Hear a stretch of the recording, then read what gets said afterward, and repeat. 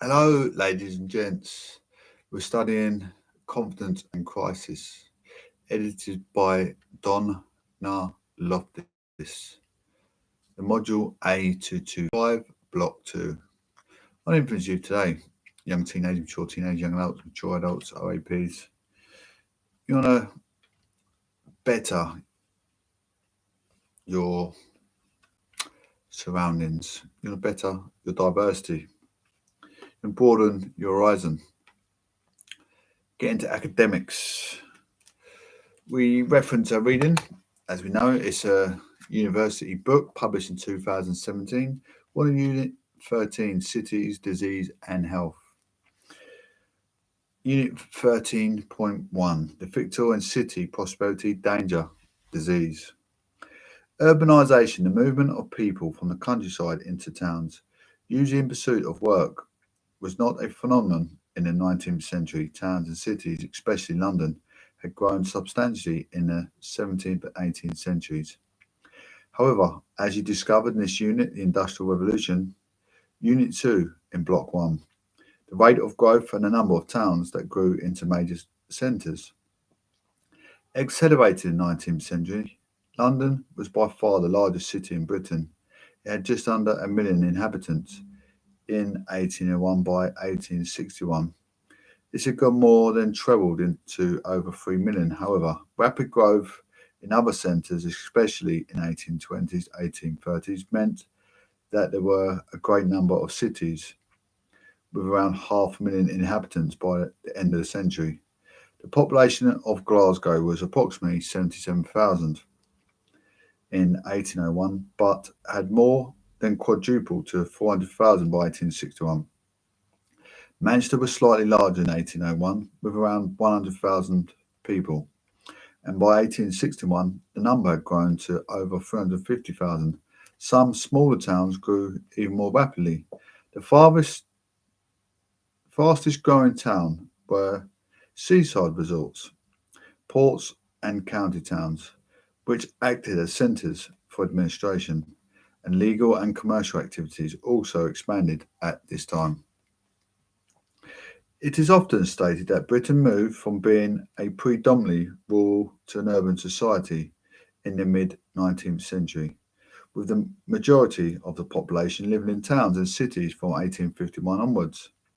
This is true, but only if a town can have as few as 2,500 inhabitants, a population that would now be regarded as that of the large village.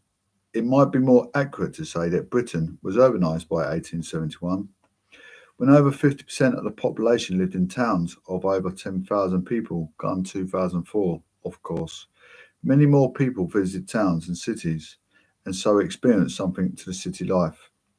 The growth in the urban population was the result of an influx of migrants. Most come from the surrounding countryside, but as you discovered in Unit Island and the Famine, Unit 9. From the late 1840s, many cities had a significant population of Irish people driven out of their homeland by the impact of the famine. Whatever their origins, most of these new urban dwellers were young. 19th century cities were full of young adults and children. They were attracted to towns and cities by new forms of employment, as you read in Unit 2. Urbanisation was often linked to industrialisation, as new factory based industries created a demand for labour. Many of the rapidly growing cities were the basis for particular industries. Manchester grew on the back of textile manufacture, and Sheffield was a centre for metal and poultry production. However, a mixture of industries was more common. Glasgow, for example, had a mix of heavy industrial industries, included shipbuilding and chemical production. Industrial production was not confined to cities. Many towns had a few small factories or mills. Cities of delight. 19th century cities were places of opportunity. Their industries fueled economic growth. The pile of smoke generated by steam engines it was ironically a sign of prosperity, and the sheer scale of commerce was a cause of wonder. In 1844, the political philosopher Frederick Engels wrote, The colossal centralisation has raised London to commercial capital of the world, created giant docks and assembled the thousand vessels that continually cover the Thames. I know nothing more imposing than the view which the Thames offers during the ascent from the sea to London Bridge. The masses of buildings, the wharfs of both sides, the countless ships along both shores, crowding ever closely and closer together, until at last only a narrow passage remains in the middle of the river, a passage through which hundreds of steamers shoot by one another. All this is so fast, so impressive, that a man cannot collect himself, but is lost in marvel of England's greatness. From the middle of the century, cities were associated with modernity. In the city, you could find new styles in dress and in buildings, and new spaces for culture. They were centres for new technologies. Factories powered by steam contained the most up-to-date machinery, producing an ever wide range of goods, the best of which were displayed in the Great Exhibition. Cities were hubs for transport, with railways allowing travel to the rest of the country. Their streets displayed other new technologies. From the 1850s, the occasional street lamps gave way to the gas lighting of whole streets. Allowing pedestrians to walk around after dark, gas lighting and plate glass were also used to illuminate displays in shop windows. The wealth and influence of cities were displayed in civic building from the late 1850s. There was a boom in the building of grand town halls in the latest architectural styles, such as the one in Leeds depicted in figure 13.1, epitomising the pride and wealth of the town. The equally grand offices of private firms were intended to illustrate economic and industrial progress. Libraries, concert halls, and exhibitions offered this chance for residents to improve their minds, while theatres, musical halls, and gentlemen's clubs provided venues for relaxation from the stress of business.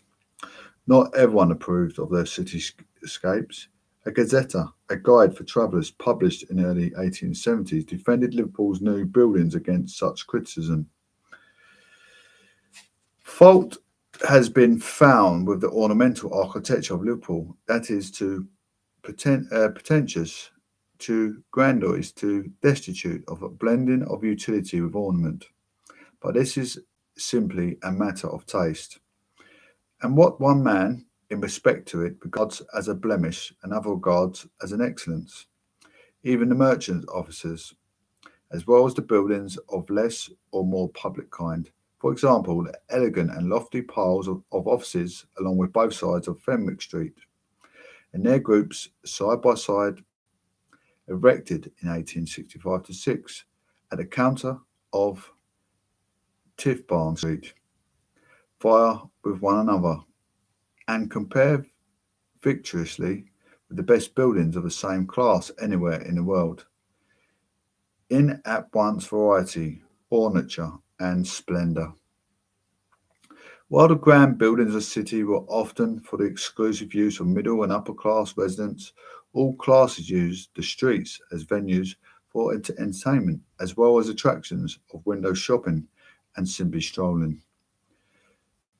There were street musicians and entertainers for working class families, streets were spaces for their children to play, and venues for commerce. Food and small goods were sold from the barrows and carts. Cities of danger. Gazettas emphasised the grandeur of the city in their guides, but many middle class commenters found a darker side there. It was a place of conflict and disorder, strange, unstable, and even dangerous.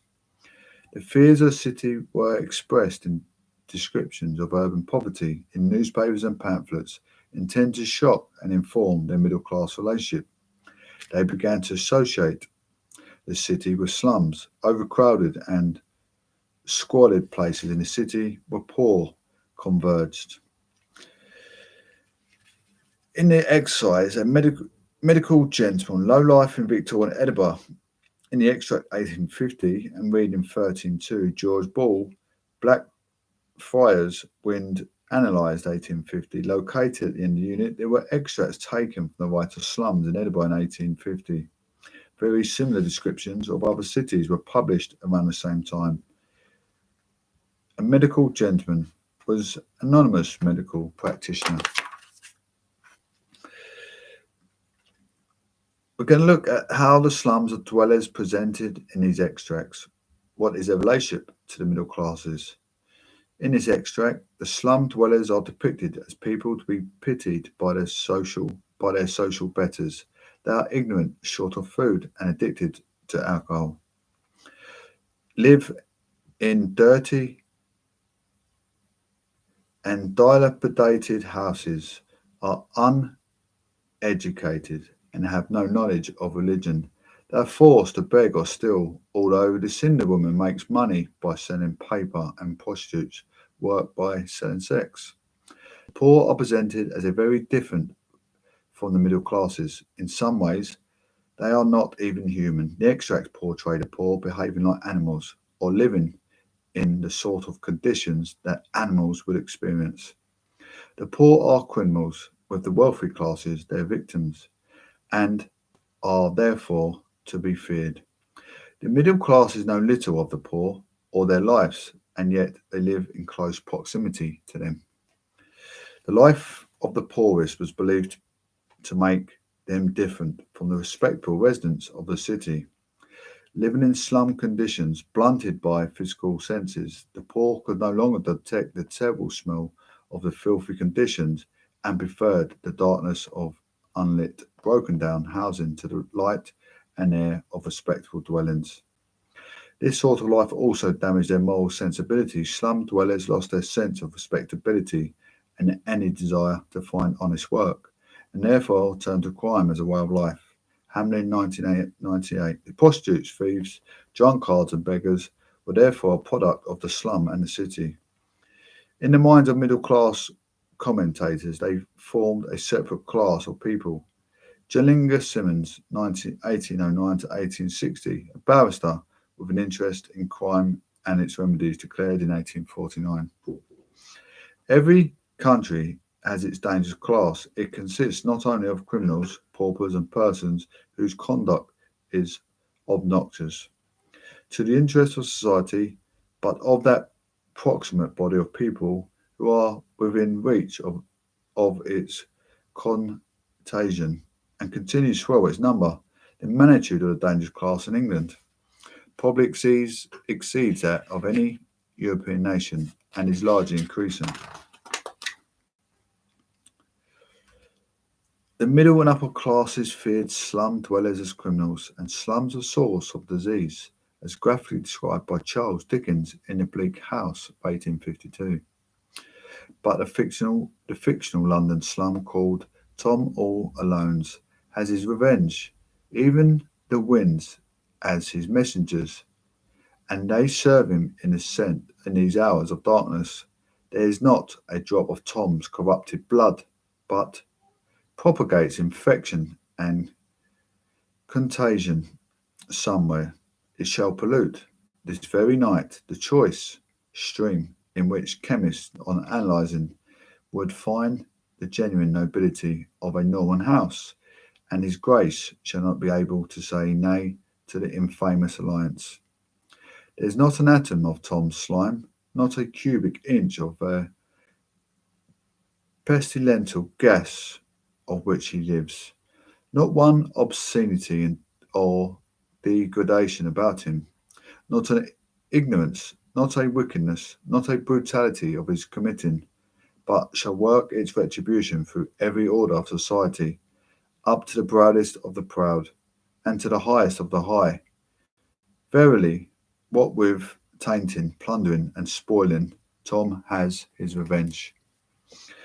Although some slums were associated with dirt, disease, and disorder, these problems were not confined to those parts of the Victorian city. The sheer number of people living close together was believed to create an unnatural, unhealthy environment. The dense urban population generated filth. Commentators complained of heaps and domestic refuse dumped in the streets or vacant pieces of ground, of overflowing cesspools and privies, of the soot in the air, and of the industrial effluent. that polluted waterways and harbours. The streets were repositories for literally tons of manure deposited by the hundreds of horses engaged in transporting people and goods. While slums were associated with old,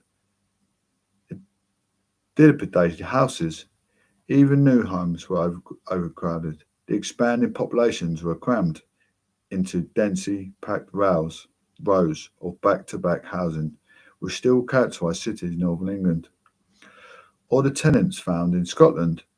Even urban graveyards overflowed, with bodies buried in shallow graves on top of older burials. Victorian cities were often portrayed as sick bodies. A healthy body was one where the blood ran freely through the vessels that linked together but the organs, ensuring they functioned properly. Ill health was associated with stagnation.